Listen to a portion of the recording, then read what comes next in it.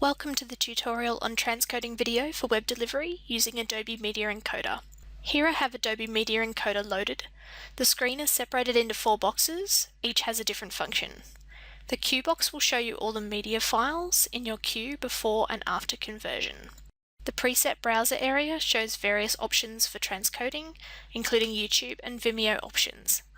The encoding window will show you the encoding progress for each file. The Watch Folders box allows you to automatically transcode all videos in a folder based on your preferences and can be useful for batch processing. More information on the watch folders can be found in Adobe's help files for advanced users.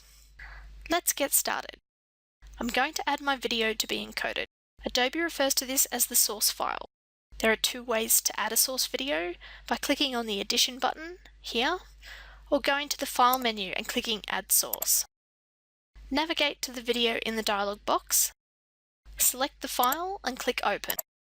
Now you'll see the file is in the queue and Adobe has provided some options about what to change it to. This is based on the last options I chose. Highlight the file in the queue here and then move to the presets box and double-click the chosen preset.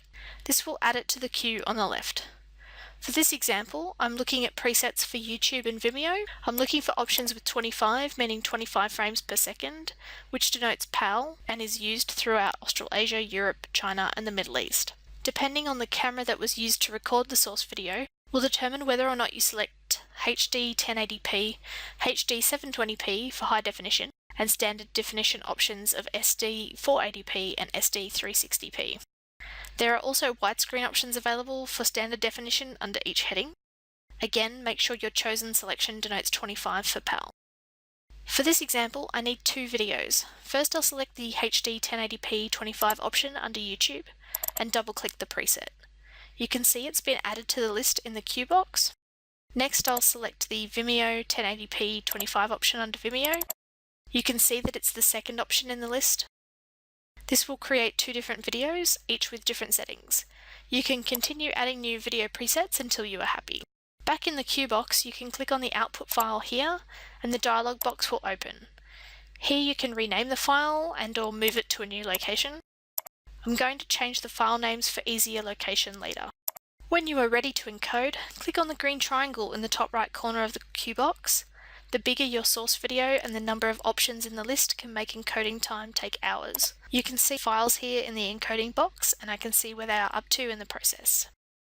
Once encoding is finished, you'll notice the encoding box is empty and in the queue box next to each file is done and a green tick here. To remove from the list, select the file, right-click, select Remove.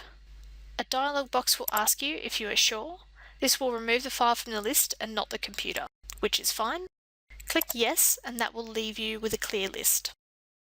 To watch the files, navigate to them in your computer's file navigation system such as Windows Explorer on a PC or Finder on a Mac. That's how you transcode video for web delivery using Adobe Media Encoder.